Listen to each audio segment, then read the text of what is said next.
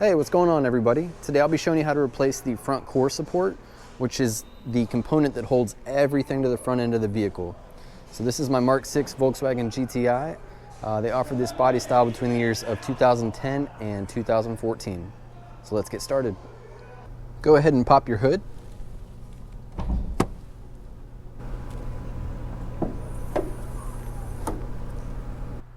Go ahead and remove your battery cover and set it aside.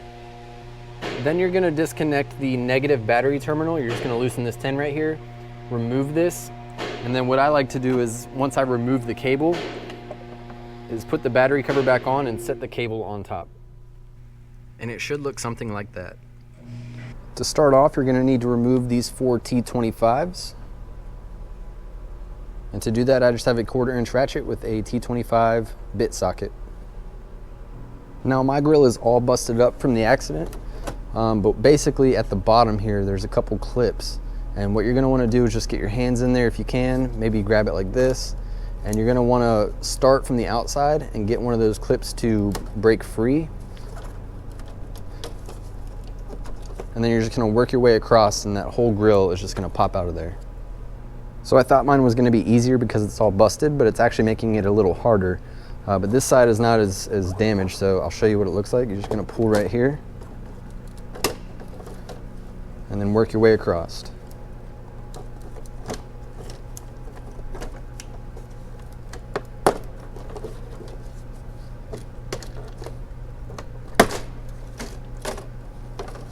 This thing is destroyed. Anyways, that's the idea and it just comes off. Go ahead and remove the lower engine shield. And to do that, you're gonna remove 8 T25s. 1, 2, 3, 4. Same thing on the other side. 1, 2, 3, 4. And then you're just gonna take a small screwdriver and you're gonna stick it right here. And you're gonna undo this little tab right here on both sides. Once you do that, the engine shield will come down. Before we take the bumper off, we need to disconnect the fog light and the side marker light. And rather than fighting with this cover right here that is really a pain in the butt to get off and put back on, I just take the wheel off real quick and then I remove this lower fender liner trim, and it's really easy to remove. I find it's easy to do that and then disconnect. So to do that, after we have our lower engine shield removed, it's a couple of screws. There's one right here, this one right here, and then if we come to the inside, you're gonna have one right there, right there, right there, and then 2 right here. You remove all those screws and this panel will literally just fall right out. So I'm gonna go ahead and do that for both sides. So now I have all screws out. I'm just gonna use one hand since I'm holding the camera, and you can see how easy it comes down.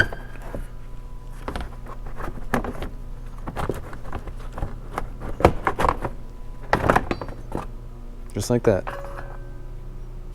So looking at the passenger side, right here is the side marker. So you're just gonna wiggle it and pull. And then as for the fog light, I have aftermarket LED fog lights, so I'm just going to twist. I mean, you'll twist as well, but I'm just gonna let it hang there because I don't wanna deal with all the modification I did.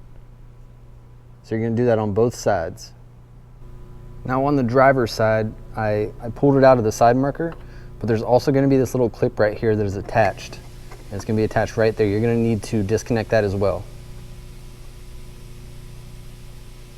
Looking at the bottom side of the bumper, we need to remove 4 T25s. One right here, right here, right there, and right there. Looking at the top corner of the bumper, right there is another T25. That is a different style screw, so just make sure you set that aside. So go ahead and remove that on both sides. Looking on the top side of the bumper, there's a T25 right here and right here. Go ahead and remove both of those. At this point, the only thing left to do is loosen and remove the bumper. So what we're gonna do is we're gonna grab right here and you're gonna pull, and it's gonna pull it out of these clips that are right here. Do that on both sides. Once you do that, you will be able to wiggle the bumper loose and pull it away from the vehicle.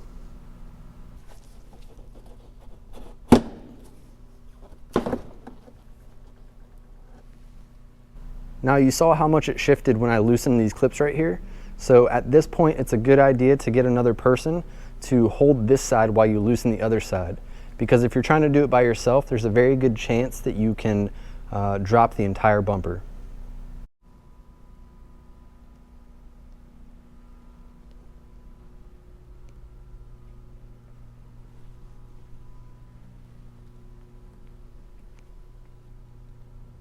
I'm going to go ahead and show you how to do the driver's side. My passenger side headlight's all busted from the accident.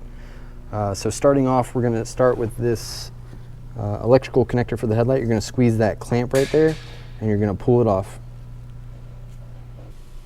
At this point, there's only 4 T30s that are holding the headlight in. So we're going to look at this one right here, right there, and right there. So this is another one of those points where you can take a paint pen and mark around all of these screws if you don't really care about the looks of the engine bay. And then when you go back in with the headlight, you'll put it back in the exact same spot. So go ahead and remove those 4 screws, and then after that, you're just going to pull the headlight forward and it's going to come out.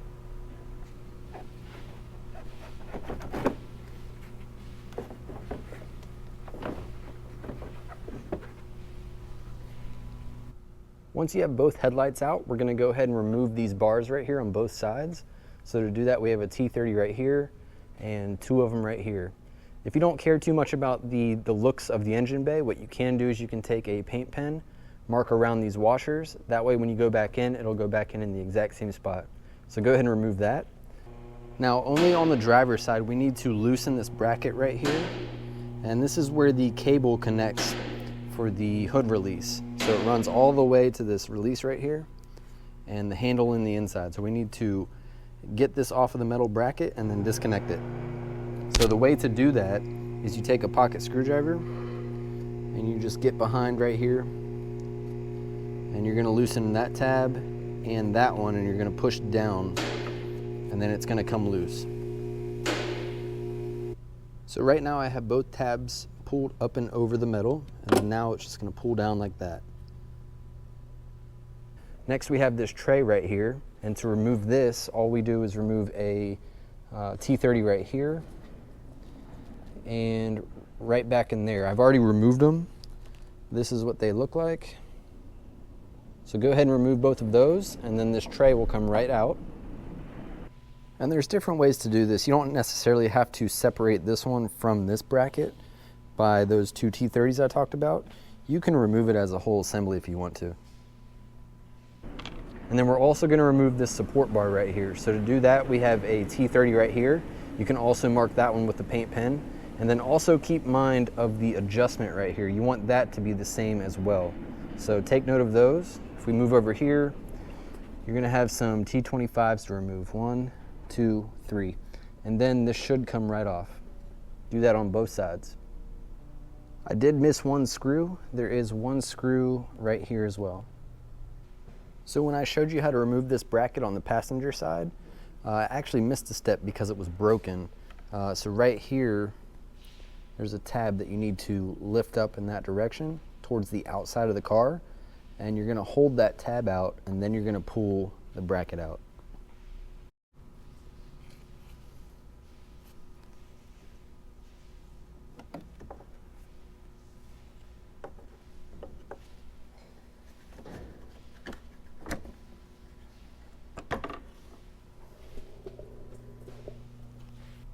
Just a quick tip, when I'm removing multiple components, I'll lay the screws for that component right next to it. That way when I'm going back together, I don't get the screws mixed up. So now we need to pop this top cover off right here. And the way to do that is you get on the sides right here and you just push up on both sides. Now we need to push both cables out of this plastic bracket. So you're going to push right here and right here.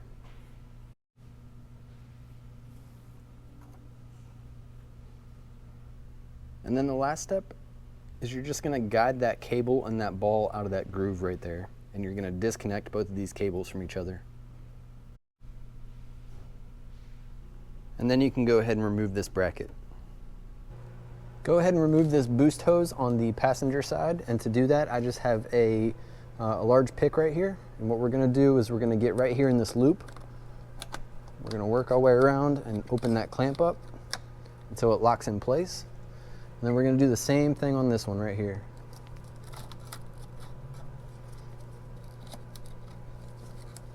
Then once it's locked in place, all you do is pull, give it a little wiggle, and then it'll come out. Go ahead and snap these back in place. And then we're gonna do the same thing on the driver's side, except this one has one extra step. This one has a screw clamp right here. So what we're gonna do first is we're gonna loosen up this one right here, lock it in place. And then this screw clamp right here is a 7mm, so go ahead and loosen that. You don't need to undo it all the way, you just need to loosen it. And then go ahead and pull this one out of place, just like that. And then lock that clamp in place. And you're just gonna let it hang there. Now I'm gonna take that same pick and I'm going to get behind the boost hose right here, and I'm just gonna work my way around it and loosen it up. Once it's loose, then you can just kind of grab and twist, and then you'll be able to pull it off of there. Now, once you get the boost hose off, don't be alarmed if some oil comes out of there. As you can see, there is a little bit of oil right there. So it's about the size of a dollar bill.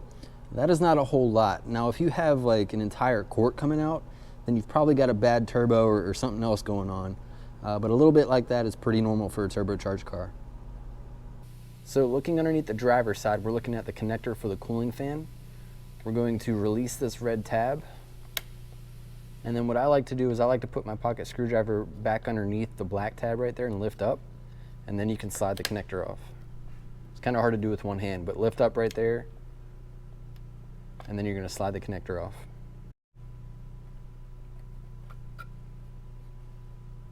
Looking in the same area, we're going to disconnect this connector for a coolant temp sensor. You're going to squeeze that tab and lift it up and pull it off.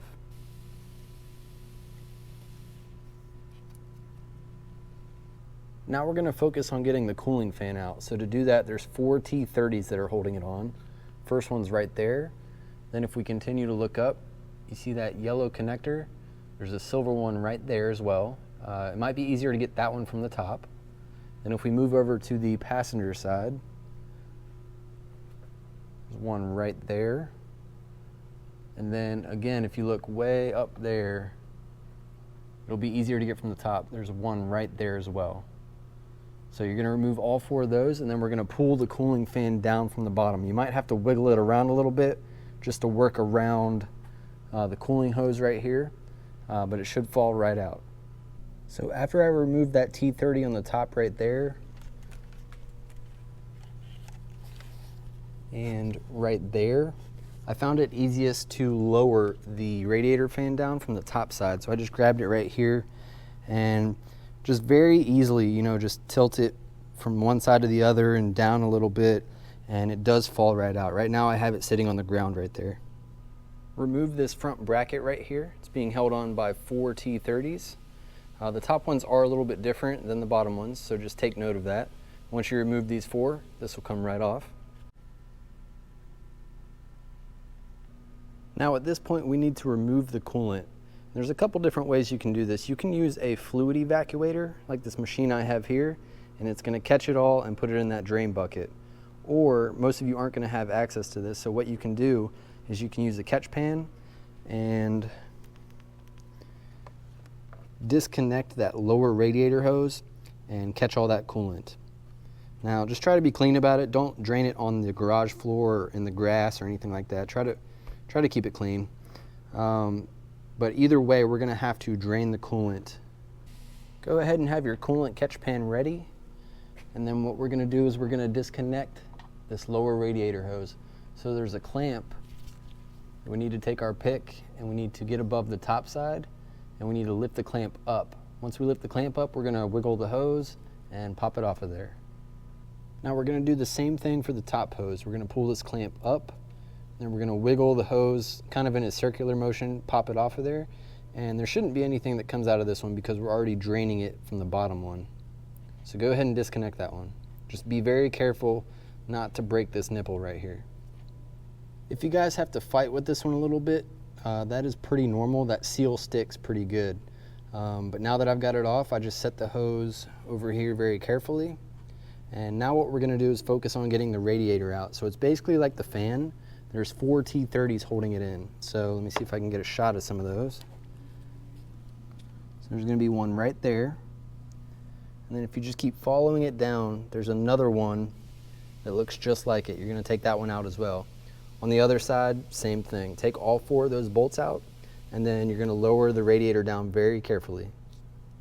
So I started by removing the top screws, and then I came underneath the vehicle and removed the bottom screws, and I found it much easier to control lowering the radiator by being underneath it and catching it rather than dropping it from the top. We're going to go ahead and loosen the ambient temperature sensor, and I find it easiest just to lift this tab right here and then slide this whole bracket off. Once you slide that bracket off, feed the wiring harness up and over right here, come down here, and you're going to pull it out of the core support, and then you're just going to hang it to the side. Right here is one of your airbag crash sensors. There's another one on the exact opposite side right there, and to remove these you just take that T30 out and then you pull it off. So go ahead and do that, and then when you're done just set it to the side somewhere. Remove this T30 right here, and then the one on the opposite side right here. Now normally you would want to evac the AC system because there's a couple screws that hold the AC condenser to the intercooler that are very hard to get to. Like that one's not too bad. There's one on the bottom that's a little bit tougher to get to. This side you can lift up and push in, and you can get to these ones pretty easy. But there's one in particular right there that's very difficult to get to. So what they want you to do is evac the system, disconnect these AC lines, and then take them out together, and then from there separate them. But I'm going to try to get them loose without doing that because I know most of you guys aren't going to have an AC machine. So because we removed those 2 screws right here and right here, that allows us to push from the inside right here everything back a little bit. And when I did that, I lifted up as well on the driver's side, and I popped it out of the bottom so I can shift the whole thing this way. Now I can get to that screw very easily. Same thing on the bottom. I can get to that one very easily. This one right here, I'm gonna have to find a very small T30 to get back in there, but I should be able to do it. This one right here is gonna be pretty easy as well. There's a lot of room. So I'm going to take those out, and then we'll go from there and see if we can't get that difficult one I was talking about. We have great success. So you can see that screw right there. I have a straight shot to it. So what I did is I removed these bushings right here off of the end caps on the intercooler itself. And then what I did is I just moved it around a little bit, shifted it, and that's what gave me enough room to get to that screw down there. So it is possible. Now, when you remove that screw right there, have one hand on the intercooler itself because it will fall down. You just want to be ready to catch it. Here's a quick shot of the factory versus aftermarket. And as you can see, there's about twice as much surface area.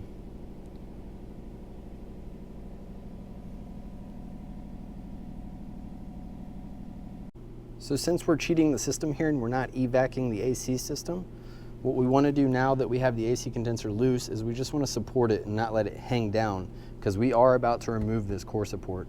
So what I did is I just put a bungee through the top hole of the AC condenser, and then I just ran it up here to this open hole right here. Go ahead and disconnect this connector right here. So at this point there's not much left. We're going to take out these 16mm bolts right here. There's 4 of them,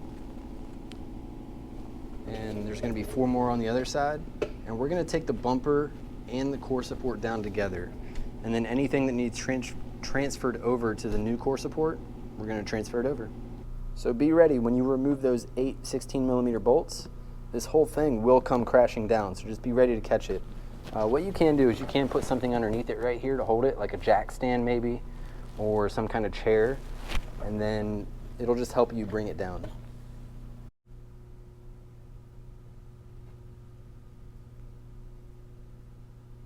So I'm going to start with taking the bumper off. So what we do is we have a T30 right here, and the same thing on the other side. So go ahead and take those 4 screws out.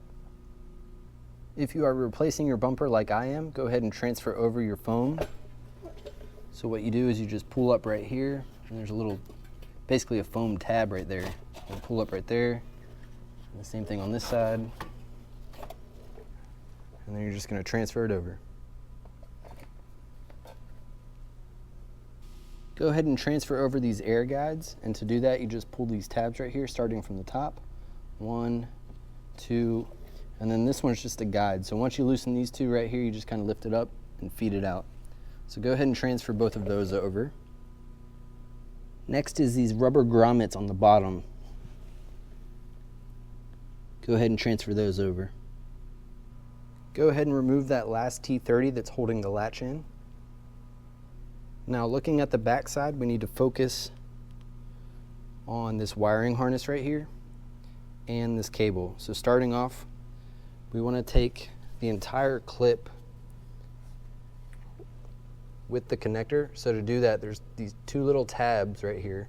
And what I'll do is I'll just take some needle nose and squeeze those tabs and push it through. After that, you just want to loosen it up anywhere it's inside of the core support. So I think there's a clip right here, and then you just loosen this up. And then the same thing for the cable. You're just going to feed it through that hole right there. You're going to loosen it up, and after you have both of those loose, you're just going to push the latch out, and it's going to come out of the core support. When I was feeding the latch out with the cable and the wiring harness, I found that I couldn't get the connector through that hole right there. So what I did is I just slid this off right here, this little clip that is connected to it. And then once it's out and transferred over, I'll put the clip back on. Now that you have everything transferred over to your new core support, it's literally just reverse order. I'm here pretty late working on my car, so I'm not going to make a step-by-step on how to put everything back together. So if you want, just click the 10 seconds backwards and then just go backwards. Now you're just going to take your headlight, you're going to slide it down in there, and then you can actually use the witness marks of where it was at before. But if you have a new one of these brackets right here, what you can do is you can just try to center up the holes. And there's going to be a slot down here on the bottom that you need to get in place. And then also there's a little nipple right here that the headlight needs to go over. There's also another one of those little nipples right here. So if both of those are in place, you can come over here and look at your fitment, and your fitment should be pretty good. There is going to be a little bit of a gap up here, that's pretty normal, but right here is very flush. So that's what it should look like. So go ahead and put your bolts in and tighten them down, and then reconnect the connector. Now that I have my bumper reassembled, all I need to do is put it back on the car.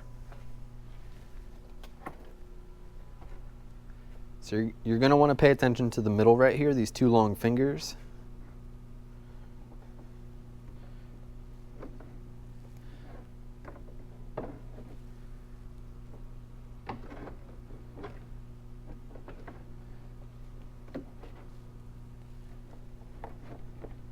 And then at the same time, you want to get it on right here. Make sure that you're not above your fender and you're not scraping your fender up. So this one's good. And this one's good as well. So now I'm just going to slide it forward.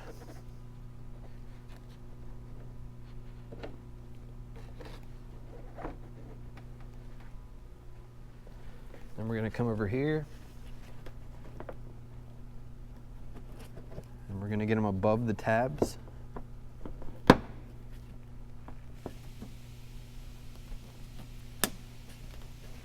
and then you're just going to tap it in.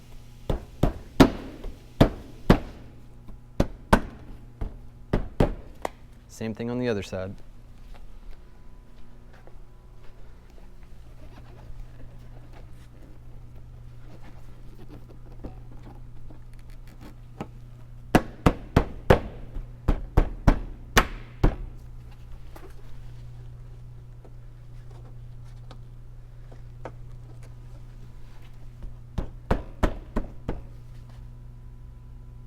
Go ahead and put both of the T25s back in right here.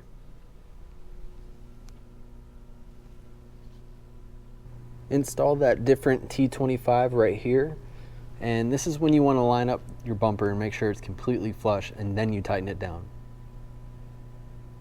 Go ahead and put the bottom T25s in right here, here, here, and right there. Reinstall your side marker socket and your fog light on both sides. Reinstall both of your fender arch trims with your T25s. To reinstall the grille, you want to pay attention to the bottom tabs right here. It's kind of hard to see on camera. You want to pay attention to those, and those are going to go up underneath this lip. So you're going to focus on those, and then the top lip is going to go in this groove right here.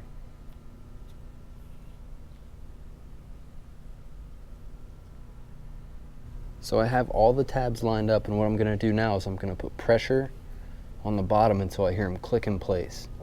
After that, I'm going to make sure that this top lip right here is in that groove, and then push it forward. After that, you can put in your T25s. And that is it. Piece of cake. I appreciate you guys taking the time to watch this video. Please tune in next time. I have more videos coming. All of these videos I just made are part of a series. So please hit that subscribe button, like, comment, let me know what you think. See you guys next time. Peace.